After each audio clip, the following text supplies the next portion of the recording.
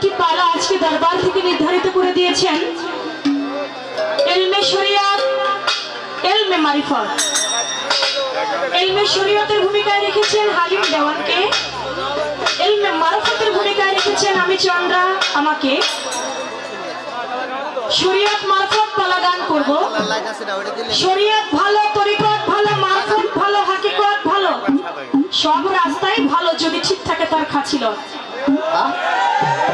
যার খাসিলত ভালো তার জন্য সব তরিকাই ভালো, আর যার খাসিলত ভালো না তার জন্য কোনো তরিকাই ভালো। তাহলে সবার আগে ঠিক রাখতে হবে তার খাসিলত। প্রথমে দাঁড়িয়ে আমি একটি বন্ধনা গান করেছিলাম। বন্ধনা শেষ করে কথা বললেন না, আরেকটি গান করলাম। এখন আমার গান থেকে তিনি পয়েন্ট রেখেছেন। আপনার মতো নাদান ভক্তর মালা খুলে আপনি চার মস্তানের গলায় পরাইবেন, দয়ালকে পরাইবেন বাঁশি ফুল দিয়া। এটা কোন ক্লাসের ভক্ত হয়ে আপনি কথা বললেন? হালিম দেওয়ান, আপনি যে বুঝেন না এটা নিজেও বুঝেন কেন? আমি যে কি বলি সবার আগে আজকে আপনার খেয়াল করে শোনাটা উচিত, যেহেতু আপনি আমার প্রতিপক্ষ। আমি গানের মধ্যে কি বলেছি আমার গানটা আপনি লক্ষ্য করে হয়তো শুনেন নাই। আমার গানের কথা ছিল কি, আমার গলার মালা খুলে না, আপনি শুনতে ভুল করেছেন। আমার গলার মালা করে আমি তোমার সঙ্গে রাখবো, এটা ছিল না কথা? কি ছিল? আমার গলার মালা করে আমি তোমার সঙ্গে রাখবো। আমার গলার মালা খুলে পরাইবো এটা আমি বলি নাই। আমি বলছি আমার গলার মালা করে আমার চান মস্তানে সঙ্গে রাখবো, হৃদয়ের ধন ও দয়াল চান তোমার হৃদ আসনে বসতে দেব। ঠিক আছে, তাহলে আপনি শুনতে ভুল করেছেন। আশা করি শুনতে ভুল করলে আবার প্যাচ লাগাবেন যে আমাকে প্রথমে নাদান বলা শুরু করে দিলেন। এটা বলা যাবে না মুরব্বী।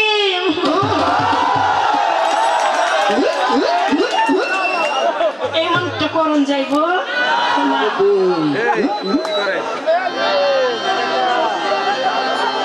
নতুন না।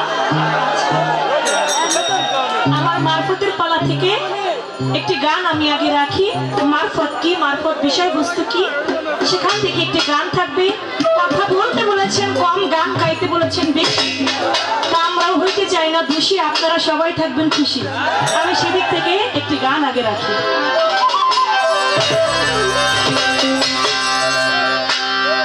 কোথায় তোর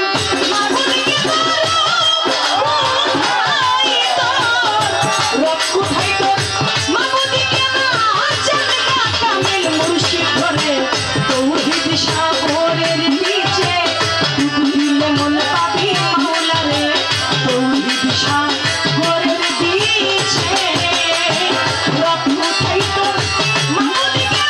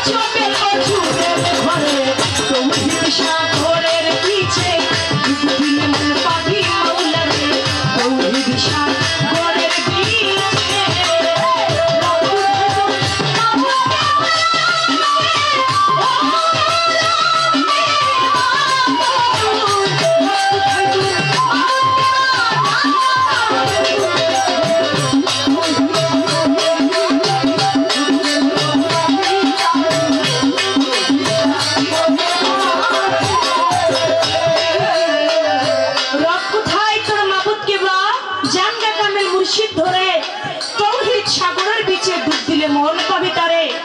হাদিস কুরসিতে ফরমায় আছেন আপে মাওলা রাব্বানি অল ফাকরে ফাকরে আল্লাহ হয় মিন্নি।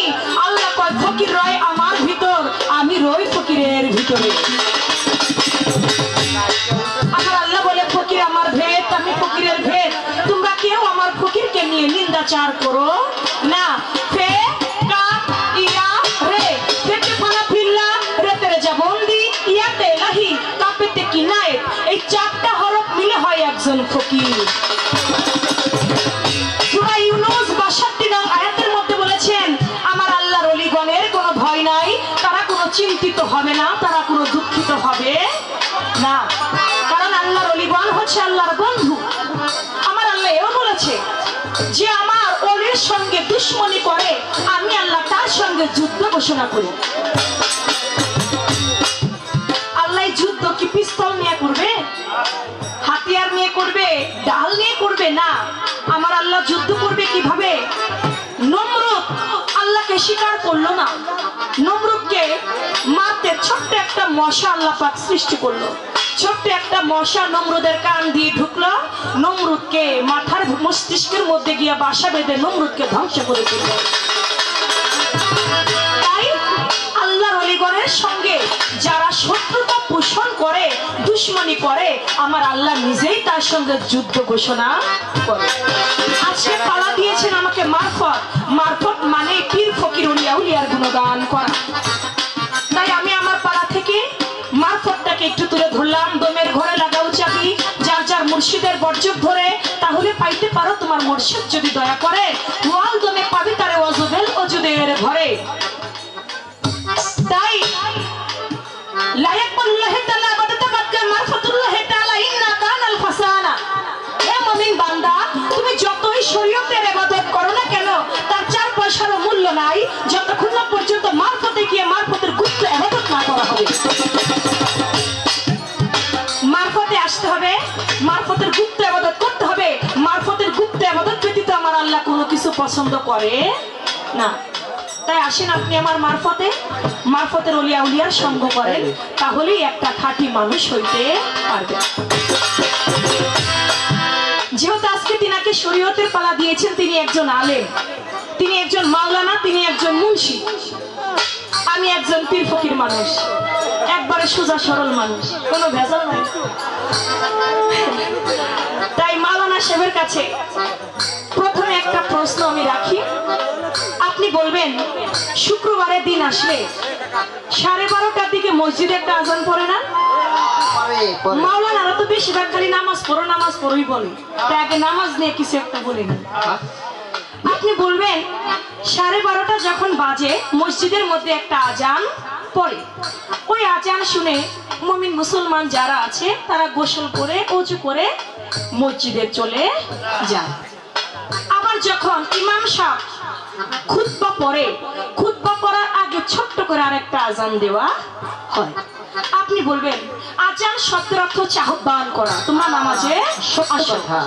একবার 12:30 একটা বাজে আহ্বান করছেন, সবাইও যে গোসল করে নামাজ পড়তে গিয়েছে। আবার খুতবা পড়ার আগে ইমাম সাহেব ছোট্ট করে আবার একটা আজান যে দেয়, ওই আজানটা কেন দেয়, কোন দিন থেকে দেয়, কবে থেকে এটা এসেছে?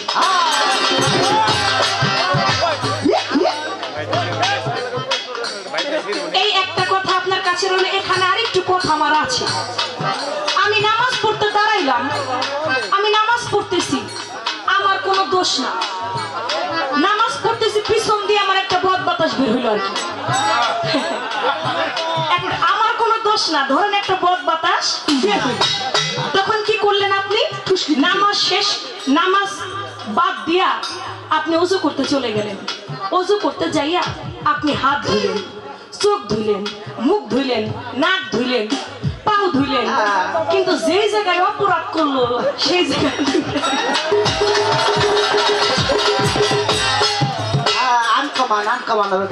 যার জন্য আমার নামাজই ভঙ্গ হয়ে গেল, যার জন্য আমার ওযু ভেঙে গেল, অপরাধ করলো একজন, মার খেলো ফকিরউদ্দিন।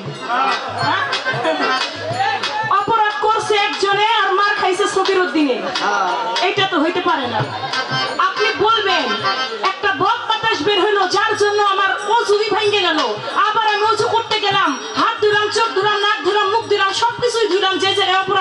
জায়গায় ধুইলাম না, তাতে কি আমার নামাজটা সঠিক হয় কি হয় না? আর ওইটা ধুইলাম না, তাতে আমার ওযু পরিপূর্ণতা পায় কি পায় না? এটা হাদিস মতে বলবে। এটা কিন্তু কথাটা যদিও হাসি, কিন্তু এটা কিন্তু হাদিস মতে আপনার জবাব করতে হবে।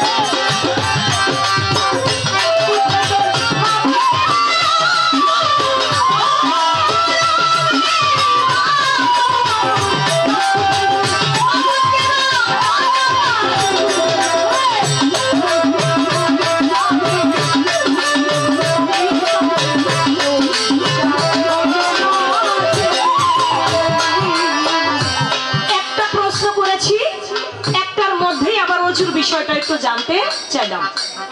প্রশ্ন দুটি করে থাকলেই সুন্দর হবে। সুন্দর সুন্দর। আপনার কাছে আমি আরেকটি প্রশ্ন রাখবো। আমার হুজুর পাক সাল্লাল্লাহু আলাইহি সাল্লাম, আমার দয়াল নবীজি, তিনি উহুদের যুদ্ধে গেলেন। উহুদের যুদ্ধে যখন গেলেন, একটা লোক বলতে লাগলো যে তোমরা যার জন্য যুদ্ধ করতে এসেছো আমার দয়াল নবীর পক্ষ নিয়ে, তোমরা কি জানো না আমার দয়াল নবী শহীদ হয়ে গিয়েছে, তিনি আর বেঁচে নাই। তোমরা কার জন্য যুদ্ধ করবা? সবাই বাড়ি চলে যাও। যার যার মতো শেষে বাড়ি চলে যাইতে লাগলো। আপনারা একটু লক্ষ্য করে শুনবেন, নয়তো প্রশ্নের জবাব সুন্দর পাবেন না। যার যার মতো চলে যাইতে লাগলো। আরেকজন ব্যক্তি এসে বললো, না তোমরা কেউ যাইও না, আমার দয়াল নবী উহুদের যুদ্ধে মারা যায় নাই, তোমরা যার যার স্থান থেকে আবার যুদ্ধ শুরু করে দাও। আপনি বলবেন ওই উহুদের যুদ্ধে আমার দয়াল নবীর মতো একজন ব্যক্তির চেহারা ছিল, ওই ব্যক্তিটা সেদিন শহীদ হয়ে গিয়েছিলেন। আপনি বলবেন আমার দয়াল নবীর মতো চেহারা ছিল কার? তিনি ছিল কে? তার নাম ছিল কি? তিনি উহুদের যুদ্ধে শহীদ হয়ে গেলেন। একজন বললো আমার দয়াল নবী মারা গেছে। যে বললো দয়াল নবী মারা গিয়েছে তার নাম ছিল কি? আর একজন বললো না আমার দয়াল নবী মারা যায় নাই, তোমরা যুদ্ধ করো। কে বলেছিল আমার দয়াল নবী মারা যায় নাই? আর উহুদের যুদ্ধে যিনি মারা গেল তার চেহারা হুবহুব আমার দয়াল নবীর মতো চেহারা ছিল। তিনি ছিল কে? তার নাম ছিল কি? সুন্দরভাবে একটা কথার জবাব আপনি।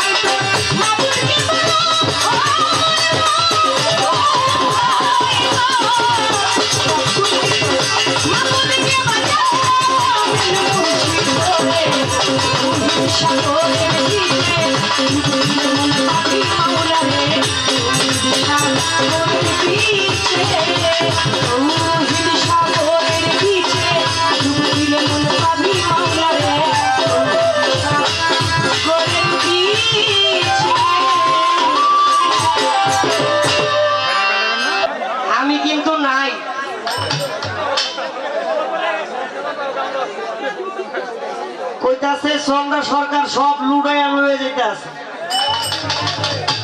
এই লিগেই তো সন্ধ্যা সরকার বায়না ছাড়া আহে। টাকা বেশি পাইছে। ঘটনা হয়েছে কি, একটা কথা আমার মনে পড়ছে। এই কথাটা কি লিখে কইলাম, আমার এন থেকে এক কাকাই কইতাছে, ওই বাজান আপনি কিন্তু চন্দ্র সরকার লোক বুঝে দেবেন। খেয়া কাকা, ওই চন্দ্র সরকারের তো 40-50 হাজার টাকা পায় না, কিন্তু এই দেশে চন্দ্র সরকার অত টাকা ডিমান্ড নেয় না। তাইলে মনে করলাম মাগনাই আইছে মনে হয়। কলমটা লইছিল আর কি, লেখবো, লেখাটা শেষ করে দিলাম। ভাই 3 নম্বরের লেভেলটা বাড়ান। অনেক বয়াতির খাতা আর আমার মাথা, এই হারারাইতে কোনো খাতাই মিলামো না, বাউই করবো না। এইগুলোই তো শেষ করতারি না, তা আবার খাতা লই কোন সাইজে ছোট দেখছে তো, মানে বুক পাইতেছে না। আমার একটা ডায়লগ আছে, I am Halim Dewan, all of the Bangladesh one piece. বাংলাদেশে এই সাইজ আর নাই, ইউটিউবে সার্চ দিলে এই হালিমই আহে, আর কোনো হালিম আহে না। আর একটা হালিম আহে, ওইটা লোক খায়। পালা হচ্ছে শরীয়ত এবং মারিফত, এলমে শরীয়ত, এলমে মারিফত। চন্দ্র সরকারকে দেওয়া হয়েছে এলমে মারিফতে কিছু আলোচনা করার জন্য, আমাকে দেওয়া হয়েছে এলমে শরীয়তের জন্য কিছু বলার জন্য। তবে আমি চন্দ্র সরকারকে একটা কথাই বলবো, সেটা হচ্ছে আপনি আর আমি এমন কোনো কথা যাতে না কই যে এইটা নিয়ে কালকে আবার সমালোচনা হয়। কারণ বর্তমানে কিন্তু আপনাকে গান গাওয়াটা বন্ধ হয়ে যেতে আছে। কি লিগে এই যে ফাদুন্য কথাও আপনি রাইনা নামাজের মধ্যে খাড়া করে দেন। নামাজ হচ্ছে একটা পবিত্র বিষয়, ওইখানে পাতাপা দিয়ে না বইরে দিছে। তাইলে আপনার মন যেমন, আপনার নিয়ে তো এমন, আপনি যে নামাজে পাতবেন এটা আপনি আগেই জানতেন। আর যারা প্রকৃত নামাজি, যারা সঠিক নামাজি, যারা আল্লাহর ওলিরা নামাজি, তারা একবার দাঁড়াইলে এক উজুতে 40 বছর পার হয়ে গেছে। পাতটাই কোন জায়গায় আমার? তাইলে ওনার মন যেমন, ওনার নিয়েই তো যেমন ফাদল হলো। তো এই ফাদল না কথাবার্তা কইয়া সময় নষ্ট করেন না, দুই একটা এমন কথা জিজ্ঞেস করেন যেন আমিও কইতে গিয়ে শান্তি পাই, আর আমিও আপনারা দুই একটা এমন কথা জিগাই যেন মানুষ শুনে শান্তি পায়। সব বয়সের লোকে গান গাইছেন, আমার লোকে দুই একদিন গাইয়া দেখেন, টের পাইবেন আর কি।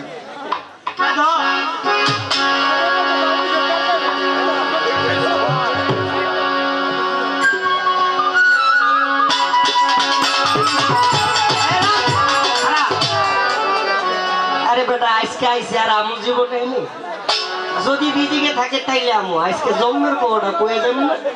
এলাকায় বলে নাম করছে, বিশাল নাম চন্দ্র সরকার, আজকে মাটি দিয়ে না ধুয়ে যাবো এই এলাকায়। আর যেন না কয় চন্দ্র সরকারের নামটা, খালি কইব হালিম দেওয়ান, হালিম দেওয়ান। একটা গান শুনলাম, কিসের বলে লাপ্পা লাপ্পা। এই লাপ্পা খেলায় হইলো দেখছি ছোটকালে মানুষে পাথর দিয়া, 5টা গড়ি দিয়া এবারে যে এরকম লাপ্পা লাপ্পা খেলতো, এই লাপ্পা লাপ্পা লইছে অনেক গানের মধ্যে। ভাই এই লাপ্পা লাপ্পা না গাইয়া কিছু ভালো গান শিখেন, কামে লাগবো। লাপ্পা লাপ্পা কইয়া কটা টেকাই নিতে পারবেন, কিন্তু আমল কইরা কবরে যাই আল্লাহর দরবারে কিছু কইতে পারবেন না। প্রশ্ন, আপনি মারফতের ফকির, এই যে মারফতের বড়াই দেখাইলেন, কি করলেন না করলেন, গান গাইলেন, উল্টা পাল্টা মানুষ নাচাইলেন, এইটা মারফতের কোন জায়গায় লেখা কোরআন শরীফে? বুঝবেন, কারণ কথাটা হচ্ছে কোরআন থেকে হবে আলোচনা। এই যে মারফত, এই যে মারফত কইরা নাচানাচি করতে হইব, লাফালাফি করতে হইব, আরেকজনে হাসবো, এই মারফত কোরআনের কোন জায়গায় আছে? আর মারফত শব্দটা কোরআন শরীফের কোন জায়গায় আছে? জীবন বড়ি হলাম মারফত, মারফত তোর দেখলাম না। কিরে বাবা, আমার প্রথম কাউন্টারটা যে যেই মারফতের বড়াই আপনি করেন, যেইটা কোরআন শরীফে নাই ওই কথার কোনো ভিত্তি নাই, যেইটা কোরআন শরীফে আছে ওইটা আমি মানি। ওইটা আমি কি করি, আমি খালি মানি না, এটা সবাই মানে, কারণ কোরআন শরীফের বাইরে কোনো কিছু চলবে না। আর ওই কথার কোনো দাম নাই, যেই কথার কোনো দলিল নাই। এখন যদি আপনি আমারে থামাদা একটা আম গাছ রেখুন, এইটাই মারফত, আমি কি মানবো? আপনারা কি মানবেন? মূল মারফতটা আসলে কি? এই মারফত শব্দটা কোরআনের কোন জায়গায়, কত নম্বর আয়াত? নুরুল আলম হিয়াই দিস তুই। হ্যাঁ,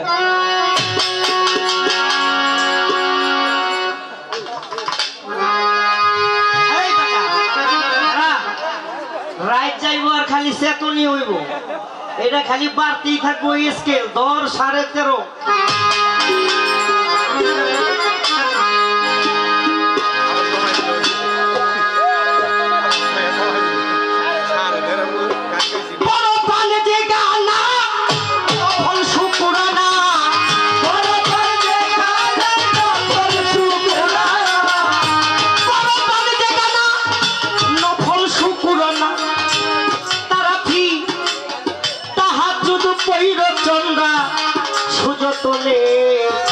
আল্লাহ রাসূল বল সোজা পথে চল, নইলে গন্ডগোল পাগলা সামনে।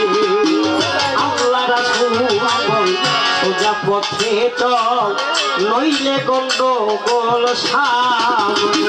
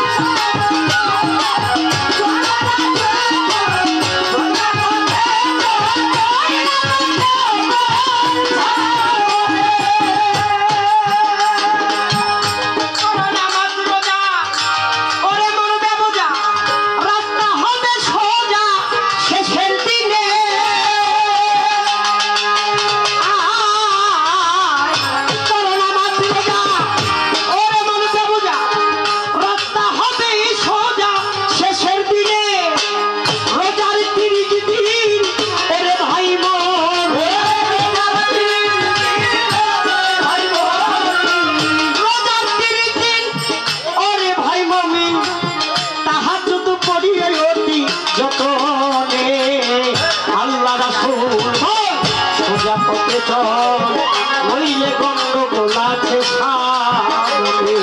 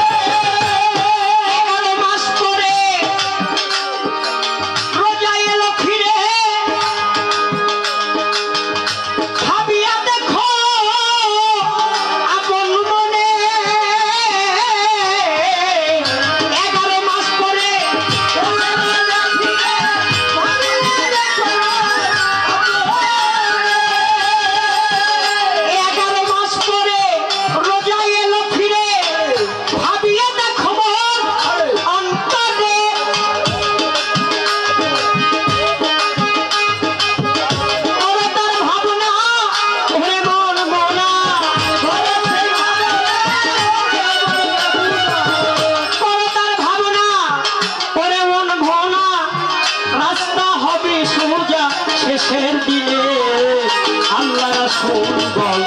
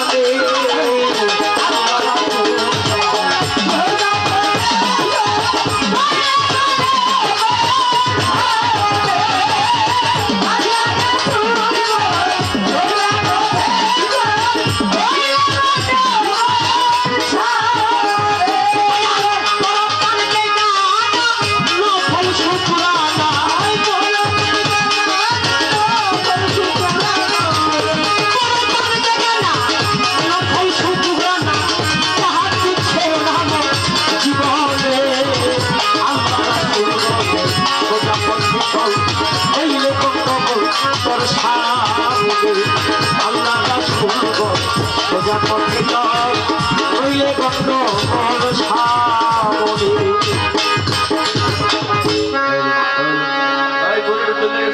চিন্তা করো দূর মনে ভাবনা করো দূর কম ফুরাইলে যাইবারে মানুষ আজি চিন্তা করো দূর মনে ভাবনা করো দূর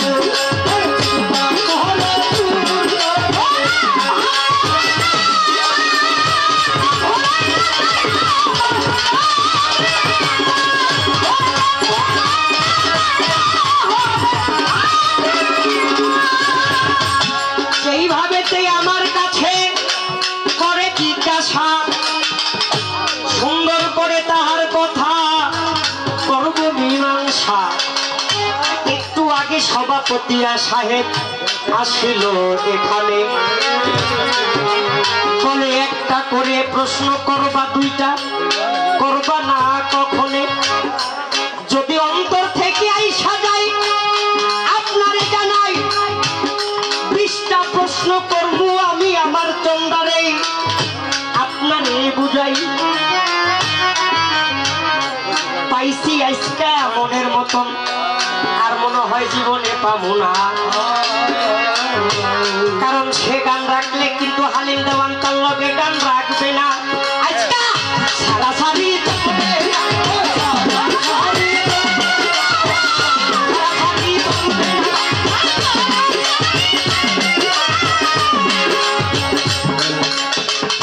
প্রশ্ন করেছে আপনি বলবেন এই যে নামাজ এই নামাজ যে পড়তে যায় জুম্মার নামাজ ওইখানে একটা নামাজে মানুষ জড়ো হয় জুম্মার নামাজের আগে মানে খুতবা পড়ার একটু আগে এখানে কিন্তু নামাজ 2টা না 3টা কয়টা 3টা কোন সময় খুতবা পড়ার একটু আগেও কেমন একটা আজান দেয় দেয় কিনা বাবা ওই আজানটা আসছে কার আমলে ওই আজানটা আসছে ওসমান গনির আমলে কেন ওসমান গনি যখন খেলাফত প্রাপ্ত হইলেন ওইটার সম্মানার্থে এইটাকে কবুল করলেন আর ওই যে আপনার প্রথম যেই নামাজটা আজানটা এই নামাজটা রাসূল এবং ওমরের সময়ে একটা ইমামি একটাই আজান ছিল আর একজনই দিত তারপরে ওই দ্বিতীয় নামাজটা আসলো ওসমানের সময় এবং তৃতীয় যেই নামাজটা আপনার যে প্রশ্নটা যে এই আজান দাঁড়ানোর আগে যেই আজানটা দেওয়া হয় ওই আজানটার নাম কি কেন দেওয়া হয় শুনেন একটা কথা কই ওই যে একটু আগে বলছেন আমি যদি আপনাদের বাংলায় বলি যে আজান শব্দের অর্থ কি আমাকে বুঝতে হবে কি বাবা পবিত্র জায়গায় দাঁড়াইয়া পবিত্র মুখের বাণী এই আজানটা দেওয়ার উদ্দেশ্য এইটাই যে ওই মসজিদের মধ্যে দেখবেন আপনারা এই যে শয়তান বলে না, আর এই যে যারা নামাজ পড়ায় তারা কিন্তু মুক্তাতি যারা তারা কিন্তু বলে যে একজনের কাঁধে একজন ঘেঁষা দিয়ে খারাপ ফাঁক রাইখেন না, কয় না? কারণ কি এই ফাঁকটার কারণটা কি? কারণ যাতে আজাজিল খন্নাস ওই ফাঁকের মধ্যে না দাঁড়াইতে পারে। এই জন্যই আবার যার মন মানসিকতা ভিতরে ভেজাল থাকে ওই নামাজ অনুসরণ করে ওই নামাজকে উপলব্ধি করে তাকে আবার সতর্ক করা হয় যেন তার মনের মধ্যে কোনো ভেজাল কোনো কিছু না আসতে পারে, শয়তান যাকে তাকে ধোঁকা দিতে না পারে। এটা হাদিস বুখারী শরীফ, পৃষ্ঠা হইল 867। আসবেন তো আরো নাচন বাইরে হয়ে যাবে আল্লাহর নাম দিয়ে আজকে। প্রথম স্টেজেই নাচন আরো কত কিছু। ওই যে রশি সরকার কইছিল একটা গান হচ্ছে অনেক আগে, রশি সরকার আর হইলো ওই ওনার নাম জানি কি, এই চন্দ্র সরকার কি জানি নামটা, ওই যে পালা গানটা, রশি সরকার আর ওই যে মালিক সরকার, মালিক সরকার এর এক নামে মানুষে কিনে বলে ঠেডা মালিক। এই ঠেডা মালিক সরকার আর হলো রশিদ সরকার। তো এরা গান গাওয়ার মাঝখানে যাইয়া মালিক সরকার কইতেছে ওর বেটা রশিদ সরকারের খালি আছে কোদন, মানে কোনো সাধন নাই, হ্যাঁ খালি পোদে এমন করে। রশিদ সরকারের দেহটা তো ছিলেন কত, সে গান গাইলে মনে হয় শ্বাস প্রশ্বাসটা একাকার হয়ে যেতেন, সঙ্গীতকে কখনো সে ফাঁকি দিয়ে গান করতেন না। এইবার রশিদ সরকার ওইটা কয়, এই মালিক তুই খালি রশিদ সরকারের কোদনি দেখছস, ফাদনি দেখস না। তো হওয়ায় তো আসতে আছেন, একটু পরে নাচন বাইরে যাইব ইনশাল্লাহ, আল্লাহ যদি আমারে দয়া করে আমার শরীর কি নাচারা যে নাচবো খালি আপনারা দেখবেন।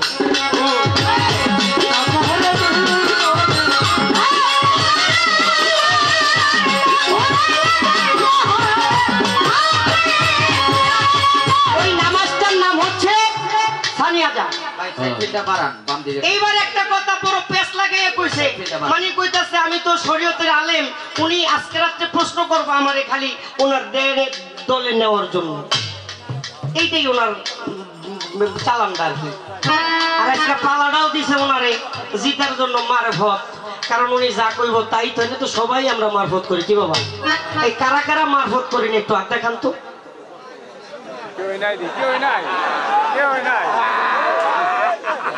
একজনও নাই, তাইলে দেখা যায় এনে মারফতপন্থী বেশি, তাইলে মনে হয় আমি একলা।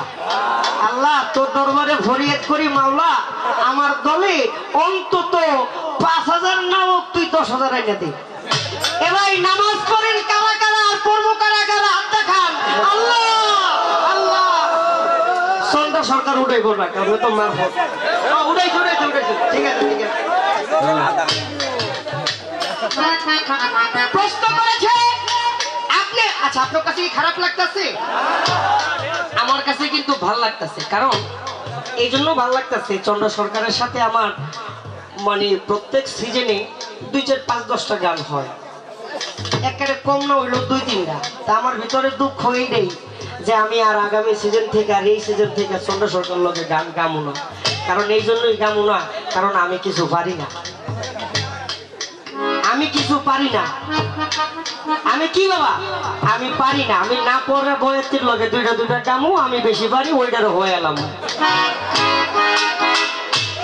এই কথাটা কেন কইলাম, মানে গেল 3 দিন আগে যে বিষয়টা আলোচনা করলাম না, ভাইরাল হয়ে গেছি আমি, এইটা আমার বই নিয়ে ইচ্ছা কইরা করছে ওনার পেশার থেকে। এইটা আপনি পড়েন, কিন্তু আমার বড় কষ্ট লাগছে চন্দ্র সরকার। ভালোবাসা আমি একটা কথা নেই বইলেই ফেলাইছি, আমার অন্যায় হয়েছে। এটা যদি আপনি আমাকে পরবর্তী সময়টা এটা নিয়ে বলতেন, আমি এত কষ্ট পাইতাম না। আমি 5 বার আপনারা ফোন দিছি, একটা বড় আপনি আমার ফোনটারে রিসিভ করেন নাই, এইখানে আমার ব্যথাটা আসছে। একটা কথা কি, জীবনে যে জিনিসটা মানুষ অন্যায়কারীকে যে প্রশ্রয় দেয় সে হচ্ছে বড় অন্যায়কারী, কিন্তু তারপরও যদি একটা অন্যায় হয়েই গেছে তাহলে বুকে নেওয়াটা হচ্ছে মানুষের ধর্ম। এই জন্যই বলছে পাপকে ঘৃণা করো, পাপীকে নয়। মানুষ নিষ্পাপ পৃথিবীতে আসে, পাপ কি দিও না দোষ। মানুষ নিষ্পাপ পৃথিবীতে আসে। মা বলেছে মানুষ যদি হতে চাও পাপকে ঘৃণা করো, তুমি পাপীকে নও। চোরকে কখনো ঘৃণা করো না, তুমি চোরের চরিত্রটাকে ঘৃণা করো। সে তো চোর তুমি জানো, কারণ তুমি মনে রেখো তার ফ্যামিলি বাঁচানোর জন্য তার পেটের টাকাতে সে চুরি করতেছে। তুমি যদি পারো আদর্শ দিয়ে ওই চোরটাকে তুমি মানুষ করো, 5,000 টাকা বাইরে পকেট থেকে তুমি তাকে বাজার করে দাও। এইটা হচ্ছে মানুষের ধর্ম। আর চোরের আইনা বাইতে কিন নইলে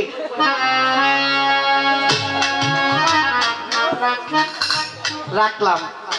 যদি কষ্ট কোনো পাইয়া থাকে না আপনারা সন্তান হিসাবে, কিন্তু আজকে একটা কিছু হইব, আল্লাহ যদি আমার বাঁচায় 6টা পর্যন্ত এনে গান হইব। 6টা পর্যন্ত।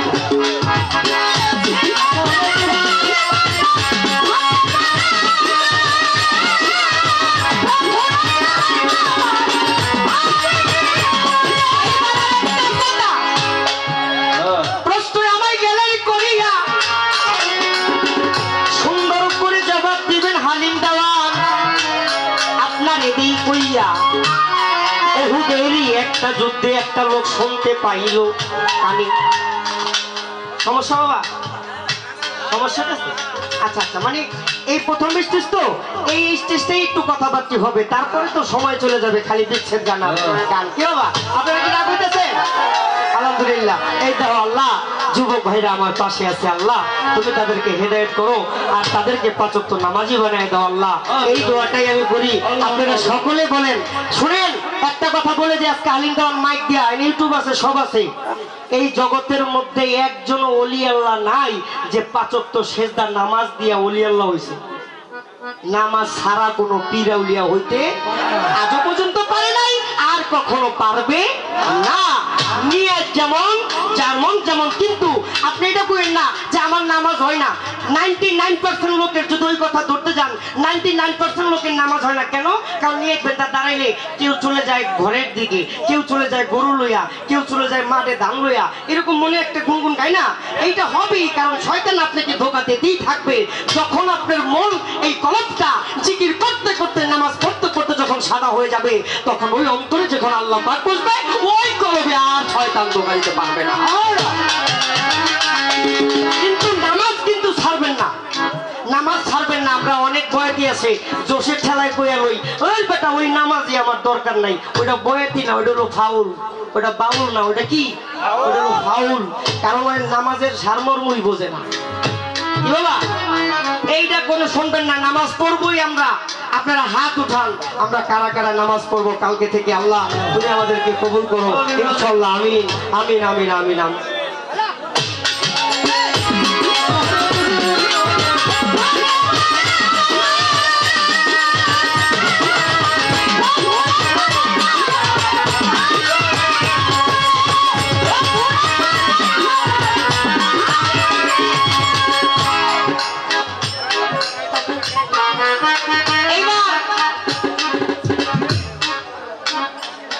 এই চাটা খাইবেন ঠিক আছে, এই যে বাবা চাটা খাইবেন ঠিক আছে, একটু বুঝাই বুঝাই খাইন, কারণ খাওয়ানোর সময় আগুন যায় না, আগুনের সময় খাওয়ান যায় না।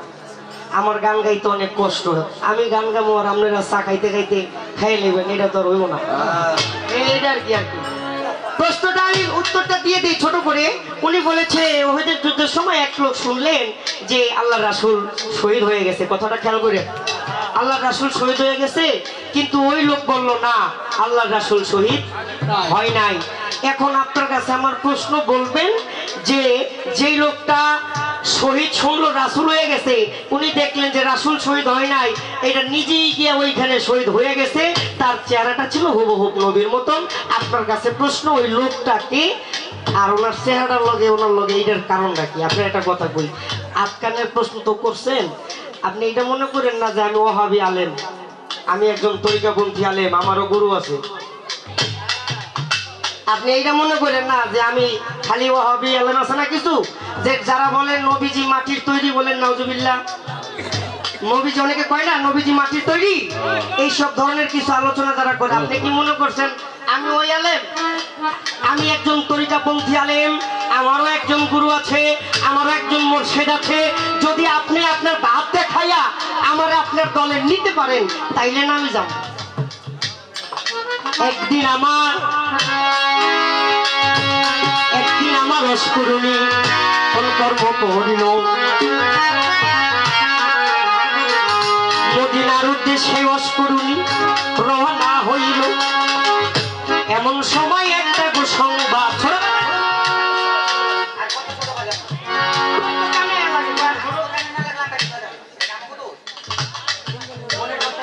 মনিটর নাই তো সরাইল, মনিটর বন্ধ কেন? একটু ওইটা কি করে দেন নগদ দেন।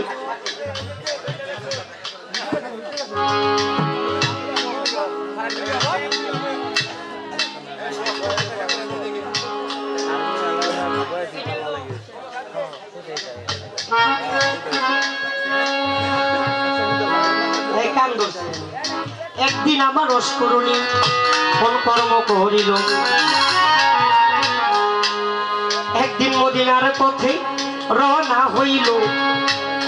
একটা যুদ্ধ লাইগা রেখেছে, ওই ইহুদি নাচারারা নবীর পক্ষে যাইতেছিল হাজার হাজার সৈনিকেরা।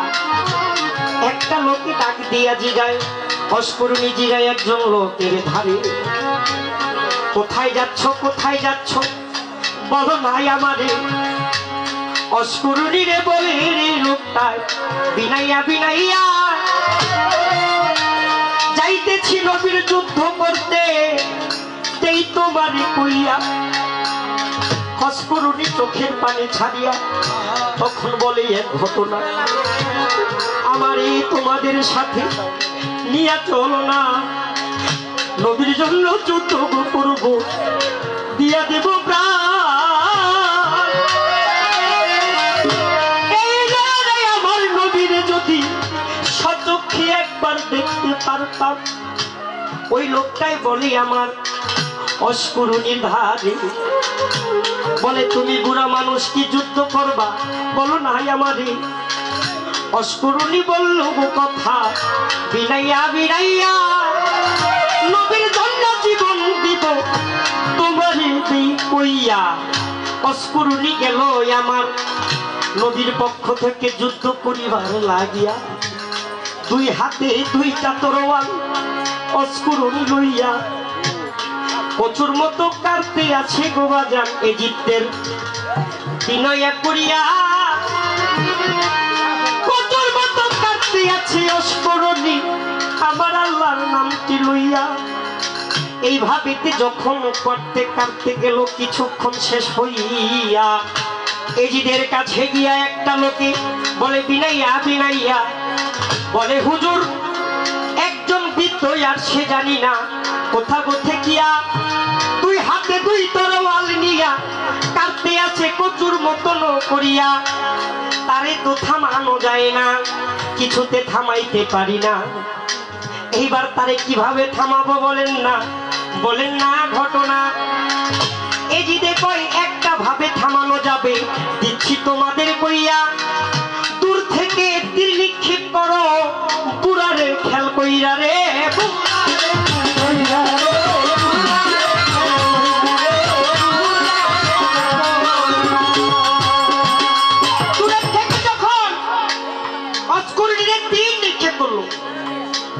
প্রথম তীরটা ইসাহস করে কলেজার মধ্যে লাগলো।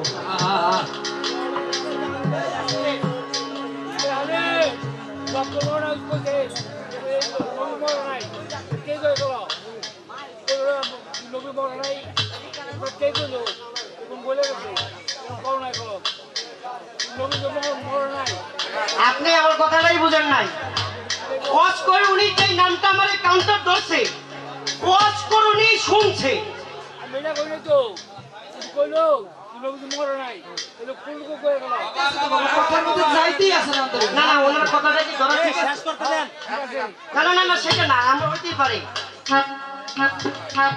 যেই লোক আমার প্রশ্নটা কি করছে বাজান আপনি এটা খেয়াল করবেন। উনি কিন্তু বলে গেছে যে নবী শহীদ হয়েছে ঠিক, কিন্তু যুদ্ধে গিয়েও সে শহীদান হয়েছে। যে লোকটা শহীদ হয়েছে সেই লোকটার চেহারা আমার নবীর মতো। সেই লোকটার চেহারা কার মতো? আমার নবীর মতো।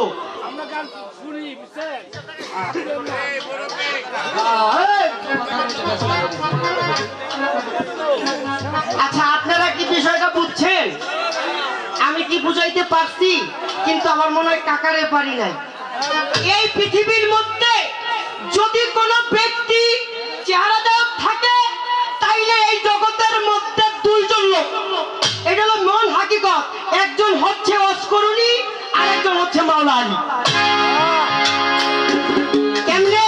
কারণ মাওলা আলীর মতন যদি না হয়তো তাইলে বলছে আলী যার মাওলা আমি তার মাওলা, কিন্তু হুবহুব চেহারাটা এই জগতের মধ্যে যদি কোনো লোক থাকতো তাইলে একদম নবীর চেহারার মতন একজনই ব্যক্তি ছিলেন, সে হচ্ছে অস্করুনি। অস্করুনি দেখতে ঠিক যেরকম আর নবীর দেখতে ঠিক এরকমই। এর মেসাল কি বাজা? এই যে কথা কইলে বেশি কথা কইলে সমস্যা। এর মেসাল একদিন অস্করুনি মদিনায় নবীর লোকে দেখা করতে যাইবো। এই জগতের মধ্যে চর্মচোখে অস্করুনির লগে আর আল্লাহ রাসূলের লগে কখনো দেখা সাক্ষাৎ হয় নাই, আর এই পৃথিবীতে বাইসে থাকতে হয় নাই। এইবার কি করলেন? অস্করুনি নবীজির বাড়িতে গেলেন, যাইয়া এর আগেই নবীজি ঘর থেকে বের হয়ে গেছে, কারণ নবীজি গায়েব জানতেন, নবীজি জানতাছে যে অস্করুনি আইতাছে তার লগে দেখা করতে। এই জন্য নবীজি আগেই বাইর হয়ে গেছে। বাইর হয়ে যাওয়ার পর যখন অস্করুনি যে উডনে খাড়াইছে, আয়েশা সিদ্দিকী আসছে। আয়েশা সিদ্দিকী বলতাছে যে আপনি তো একটু আগেই ঘরের থেকে বাইর হয়ে গেলেন। কন্যা সুবহানাল্লাহ। কি কইছে? আপনি তো একটু আগে ঘর থেকে বের হয়ে গেলেন। অস্করুনি বিষয়টা অন্যভাবে নিয়ে বলতেছে, মা আপনি হয়তো যেটা ভাবছেন এটা আসলে না, কিন্তু আমার বন্ধু আছে কোথায় আপনি আমাকে বলবেন। এই কথা কইয়া আস্তে অস্করুনি বাইরে হয়ে গেছে। একটু পরেই আবার নবী আইছে। নবীজি আয়েশা, এইবার আয়েশা সিদ্দিকীরে গায়ের মধ্যে চুমা দিতেছে, হাতের মধ্যে চুমা দিতেছে, সর্ব জায়গায় অস্করুনি এই আয়েশা সিদ্দিকীরে আল্লাহ রাসূল মহব্বত করতেছে। আয়েশা সিদ্দিকী উঠেই কয়, হে আল্লাহর নবী, এই জীবনে যতদিন আপনার সাথে আমার সংসার হয়েছে আমি তো আজও পর্যন্ত এই মহব্বত পাই নাই। আজকে যে মহব্বত আপনি আমাকে করতেছেন, এবার আমার আল্লাহর নবী বলে আমি তোমাকে মহব্বত করি না। বলে কেন? যে আমি মহব্বত করতেছি ওই করুণ শহর থেকে আমার একজন বন্ধু আর ছিল যার গায়ের গ্রামটা তোমার গায়ের মধ্যে লাইগা রয়েছে।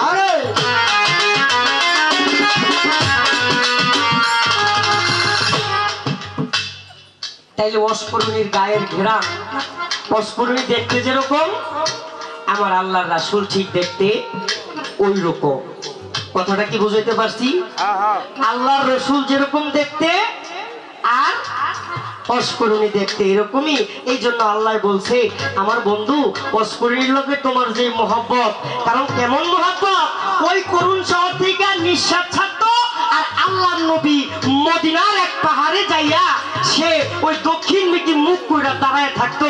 আয়েশা সিদ্দিকী একদিন পিছ থেকে যায় দেখে পুরা খালি গতর হইয়া আল্লাহর নবী দাঁড়ায় রইছে আর কান্দে।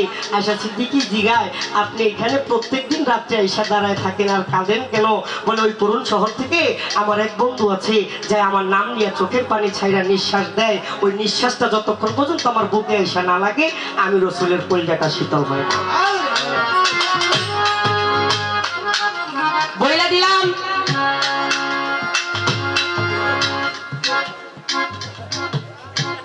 এইবার আরেকটা কথা, কি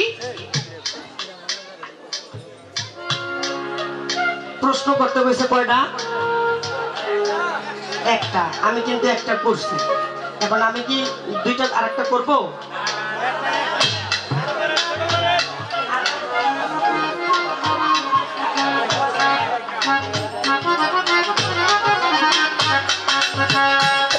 আমার বুদ্ধি একটু কামড়াইতেছে, আমি একটা কথা জিগাই থাকি। বাপটা তো যে কাকাই নষ্ট করে দিল, আমি যে জায়গায় যাইতেছিলাম কাকাই নষ্ট করে দিল।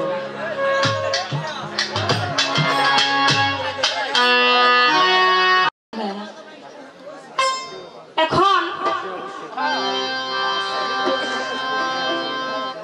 অনেকগুলি কথা হালিম দেওয়ান দাঁড়িয়ে বললেন। যদিও পালা শেষ, তবে তিনি কিছু কথা বলেছে, এখানে মিডিয়া চলতেছে, কিছু কথা আমাকে বলতে হবে।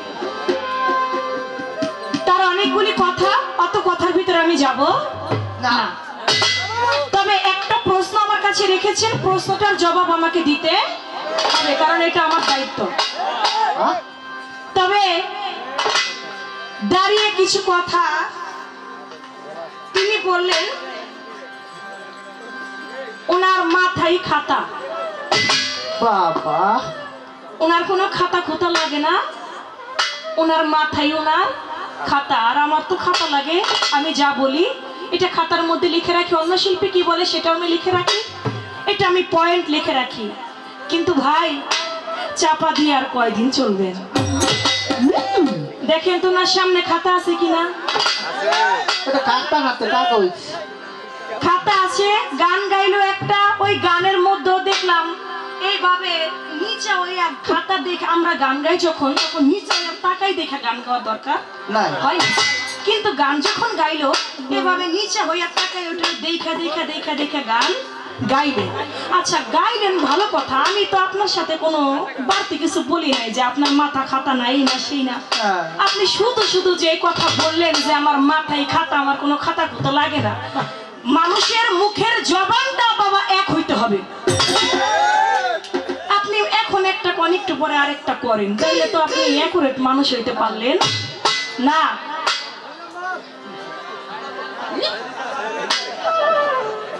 এখন বন্ধ করবো, আর তো পালা নাই। কি মতি একটা প্রশ্ন রেখেছিলাম আমি, সেই প্রশ্নটি ছিল যে আমার হুজুরে পাক সাল্লাল্লাহু আলাইহি সাল্লাম তিনি উহুদের যুদ্ধে, আমার কথাটা লক্ষ্য করে শুনবেন ভাই, উহুদের যুদ্ধে গেলেন। উহুদের যুদ্ধে একজন ব্যক্তি বলল, তোমরা যার জন্য যুদ্ধ করতে আসছো সে তো আর নাই, সে মারা গিয়েছে। আর একজন ব্যক্তি বলল, না তোমরা যুদ্ধ থামাইতে পারবে না, তোমরা যার জন্য যুদ্ধ করতে এসেছো সে আছে, তোমরা যুদ্ধ করো। আর একজন ব্যক্তি বলল, কিন্তু যে ব্যক্তিটা উহুদের যুদ্ধে মারা গেল সে আমার দয়াল নবীর মতোই চেহারা তার ছিল। সে কে ছিল? এবং যিনি বলল যে আমার দয়াল নবী মারা গেছে তিনি ছিল কে? আর যিনি বলল যে না আমার দয়াল নবী মারা যায় নাই, তোমরা যুদ্ধ করো, তিনি ছিল কে? এখন এই প্রশ্নের জবাব দিতেছে সিফটিনের যুদ্ধের কথা বলতেছে মাওলা আলী, যে তার যে সিফটিনের যুদ্ধে মাবিয়ার সঙ্গে যে যুদ্ধটা হইল, ওই যুদ্ধ হযরত আলীর সঙ্গে, ওই যুদ্ধে যে মাওলা আলী তিনি যে তার প্রাণ নিঃশ্বাস ত্যাগ করলেন হযরত আলীর পায়ের উপরে মাথা রেখে, ও বাবা ওয়াশকুরনি পাগল যে তিনি মারা গেল, তখন কিন্তু আমার দয়াল নবী ধরা ধামে ছিল না। তিনি যে ঘটনাটা বলছে তখন কি আমার দয়াল নবী ছিল না? আমার দয়াল নবীর অনেক উহুদের যুদ্ধের অনেক পরের ঘটনা, সিফটিনের যুদ্ধ। এখন এই মুরুব্বিরে হুদাই আপনি দমকাইলেন, মুরুব্বি তো ভুল কিছু বলে। শুনেন ভাই, সম্মানীকে সম্মান দিতে হবে। আমাকে বলে চন্দ্র সরকারের সাথে এই যে গান আর কোনোদিন গাবো না। কেন গাবে না? পারে না, তাই গাবে না, পারে না, এই জন্যই গাবে না। না গাওয়াটাই ভালো আমি মনে করি। এই ধরনের উল্টাপাল্টা আপনি কথা কইবেন আর আমি ওইটার পাশে যদি আমি একটু বলতে যাই, কারণ আমি বলবো হইলো সত্যটা, যেটা সত্য সেটাই আমি বলবো। এখন তিনি বলে আপনি আমাকে শুধরাই দিতেন কেন? ওই যে আমি কিন্তু একবারও সেদিনের ঘটনাটা উল্লেখ করছি ভাই, আপনারা কেউ শুনছেন সেদিন কি হয়েছে না হয়েছে? এই কথাটা একবারও কিন্তু আমি বলি নাই। যা গেছে গেছে, ওইটা নিয়ে আর বলার কোনো দরকার নাই। কিন্তু উনি প্রথম আসরও বলছে, আবারও তিনি এই আসরটাও আবারও ওই কথাটাই তুলে ধরছে। আপনারা যারা ইউটিউব দেখেন আপনারা দেখবেন বাংলার বাউল সুর চ্যানেলে দেওয়া আছে। উনি যে কাজটা করছে উনি স্বীকার করছে যেটা আমার অন্যায় হয়েছে। উনি যে স্বীকার করছে এই জন্য তাকে আমি ধন্যবাদ জানাই, যে নিজের ভুল যে নিজে স্বীকার করে সেই সর্বাপেক্ষা বুদ্ধিমান। আর তিনি যে ভুলটাকে স্বীকার করেছে এই জন্য ধন্যবাদ। তিনি বাংলাদেশের মধ্যে শ্রেষ্ঠ 3 জন বাউল, একজন শাহ আলম সরকার, দ্বিতীয় হচ্ছে কাজল দেওয়ান সাহেব, তৃতীয় লতিফ সরকার সাহেব, তাদের কথা বলছে, যদি ওদেরকে কোনোদিন ওদের সাথে আমার গান হয় তাহলে ওদেরকে আমি বাপ ডাকাই ছাড়বো। আপনারা অনেকেই শুনছেন কিনা এটা? এই কথাটা বলছিল বিদায় আমি সেদিন তাকে বলছিলাম, উনি আর একটা কথা, আমি কথার জবাব দিতাম না যদি উনি আমাকে না বলতো যে চন্দ্রা সরকার আপনি যত বড় শিল্পী হন না কেন, আপনি সিনিয়র হন তাতে আমার কিছু যায় আসে না, কিন্তু আপনাকে কি আমার নমস্কার করে গান গাইতে হইব? আমি কিন্তু তখন পালা নিয়ে দাঁড়াইছিলামই না, আমি তাকে উল্টাপাল্টা কিছুই বলেছিলাম না। এখানে এই যে আমার ভাইয়ের দলের লোক আছে, আমার দলের লোক আছে, আল্লাহ সাক্ষী, আমি যদি একটা মিথ্যা কথা বলি আমি জেনে যাইতে পথে মারা যাই। সেদিন দাঁড়িয়ে উনি আমাকে বলছিল চন্দ্রা সরকার কি আমার সিনিয়র শিল্পী, ওরা কি আমার নমস্কার করে গান গাইতে হইব? শাহ আলম সরকারের সাথে আমি আমার উস্তাদ আরিফ দেওয়ানের সাথে ছিলাম, 300 টাকা বেতন পাইতাম। শাহ আলম সরকার আমার 1000 টাকা লোক দিয়ে নিয়ে গেছে, আমি হারমোনিয়াম আসার দিয়ে বলে আসছি জীবনে কোনোদিন আমি হ্যান্ডসে কাজ করব না, যদি পারি একজন শিল্পী হয়ে দেখাই দিব। তার জন্য শাহ আলম সরকারকে উনি বলছে যে ওনার শাহ আলম সরকারকে বাপ ডাকাবে, কাজল দেওয়ান সাহেবকে বাপ ডাকাবে, লতিফ সরকারকে বাপ ডাকাবে। এই জন্য আমি বলছিলাম যে ভাই আপনি তাদের পশমটাও নাগল পাইবেন না। আমি কি ভুল বলছি কথাটা? সম্মানীকে সম্মান দিতে হবে না? কাজল দেওয়ান সাহেব একটা সম্মানী শিল্পী না?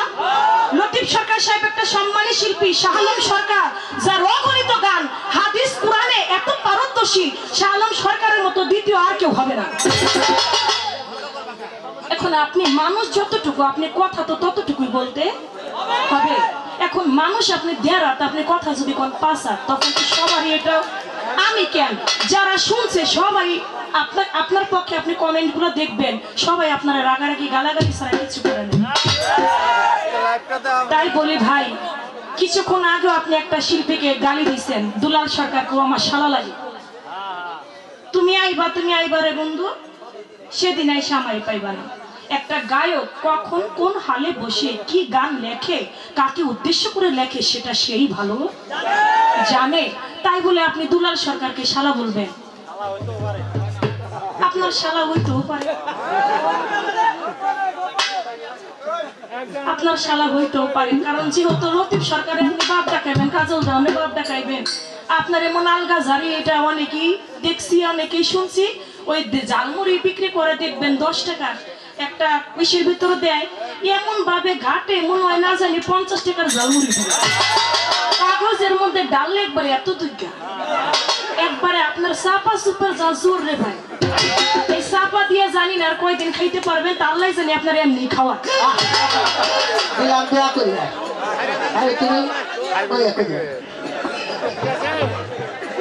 একটা প্রশ্ন আমার কাছে রেখেছে, প্রশ্নটার জবাব দিই, ধরেন।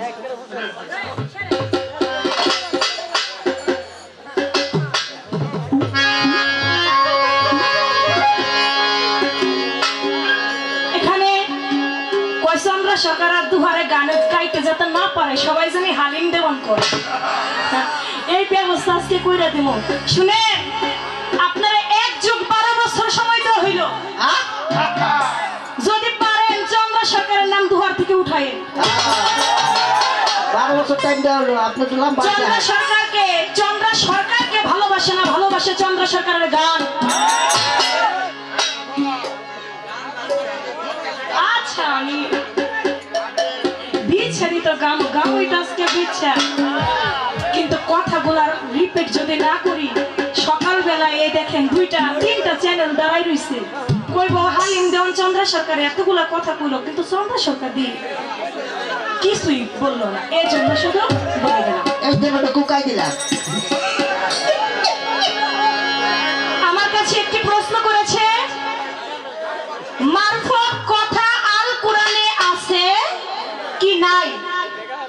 এই জবাবটা যদি না দেই তাহলে সুন্দর হবে না, যেহেতু 1-2টা আসর পালা হয়ে গিয়েছে, আমি জবাবটা দিয়ে দিচ্ছি। হারমোনিয়ামটা বাড়ি কালির লেখায় আলেম হইয়া গাই দিয়ে, থাকা চাই বাবা গাই দিয়ে, থাকা চাই নূর কালিয়া চুদে মাথা কালির কালিতে কোরআন লেখা, যে পাইল মুর্শিদের লেখাটা কোন এলে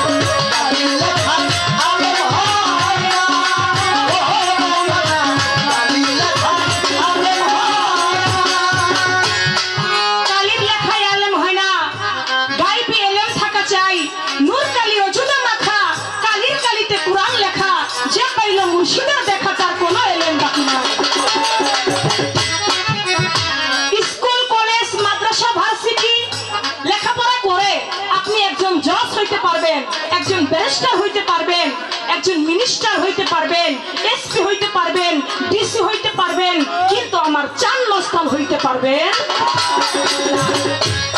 জন্মস্থান হইতে গেলে গাইবি এলেম শিক্ষা করতে হবে, যেটা সিনার ভেদ, যেটা সিনাই সিনাই আদান প্রদান হয়। আমার কাছে জিজ্ঞাসা করলেন এই মারফতে কইরা মারফতে নাচানাচি কইরা কোরআনে এটা আছে কিনা, কোথায় আছে এই মারফত শব্দটা? ভাই আপনি আমাকে সুন্দরভাবে জিজ্ঞেস করতে পারতেন, চন্দ্রা সরকার মারফত কথাটা আল কোরআনে কোথায় আছে? এই নাচানাচি কইরা, এইটা কইরা, সেটা কইরা, ভাই ঝগড়ায় কখনো আল্লাহ রাসূল পাওয়া যায়? মনটা পরিষ্কার রাখেন, ভালো মন রাখেন, ইনশাআল্লাহ আল্লাহ আপনার প্রতি সদয় থাকবেন। মনের ভিতর অহংকারী ভাব যখন চলে আসবে, আজাজিল হয়ে গেল শয়তান। অহংকার যখন ভিতরে কাজ করে বাবা, সে তখন আর মানুষ থাকে না, সে হয়ে যায় শয়তান। তাই মনটাকে পরিষ্কার রেখে গান করেন, আল্লাহ আপনার ভালো চাইবে। আমাকে প্রশ্ন করলেন যে নাচানাচি কইরা মারফত আছে নাকি কোরআনে? না ভাই, এই যে নাচানাচি বিষয়টা এইরকম না। তবে হ্যাঁ, এই গান বাজনার কথা কোরআনে হালালও নাই, হারামও, জায়েজও নাই, না জায়েজও না। তবে হ্যাঁ, অগণিত হাদিস আছে এই গান বাজনার পক্ষে, আবার অগণিত হাদিস আছে গান বাজনার বিপক্ষে। তাই কোরআনে এটা জায়েজও নাই, না জায়েজও নাই। তবে সূরা লুকমানের 6 নং হাদিসে, সূরা লুকমান 6 আয়াতের মধ্যে বলেছে লাহুয়াল হাদিস, আমার আল্লাহ পাক বাজে আলাপ পছন্দ করে। বাজে আলাপ করা যাবে না, সেটা যেই বিষয়ের উপরই হোক না কেন, বাজে আলাপ আমার আল্লাহ পাক পছন্দ করে না। তবে এখানে গান বাজনা নিষেধ, এইরকম কোন কথা আল কোরআনের মধ্যে নাই। এবার আসছে যে মারফত কথা কোরআনে আছে কি নাই। আচ্ছা, এটা সুন্দর প্রশ্ন। এই প্রশ্নটা কইরা এই যে আমার সাথে পেট বাজায় নূর আলম রে কয়, নূর আলম তুই শিখাই দিস। আচ্ছা, এটা এক প্রকার আমাকে ছোট করা হইলো না? অবশ্যই। নূর আলম বাজায় পেট, ও আমার শিখাই দিস। আমি বুঝি না, ওটুকু কাই দেন। হ্যাঁ, ও বাজায় আমার লোকের পেট, ও আমার কি শিখাই দিব?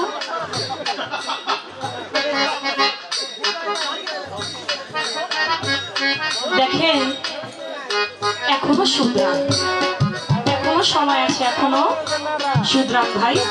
এই সমস্ত কথা আসলেই ঠিক না। যেখানে বাদশায় বাদশায় কথা হয়, সেখানে চামচিকার দরকার পড়ে না।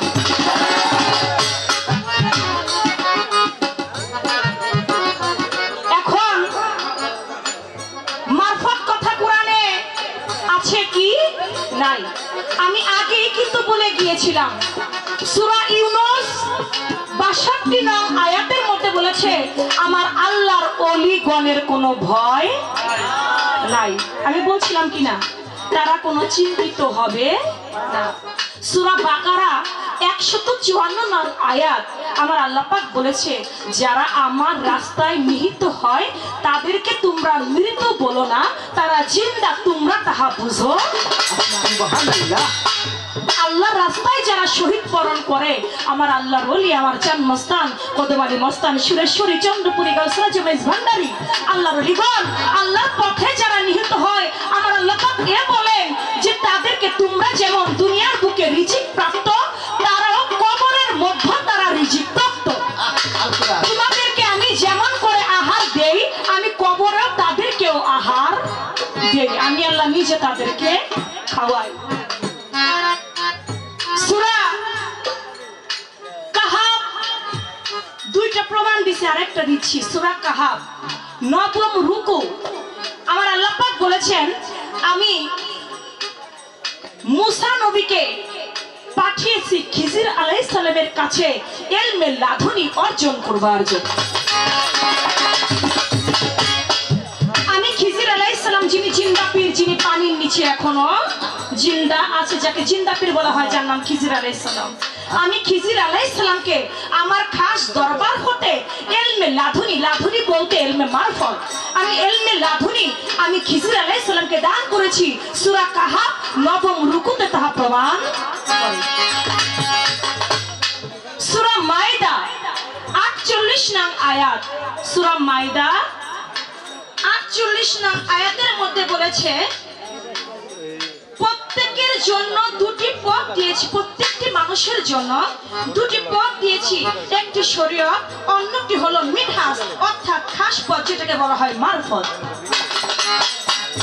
একটি শরীয়ত আরেকটি হচ্ছে মিনহাজ যেটাকে বলা হয় মারফত অর্থাৎ খাস পথ।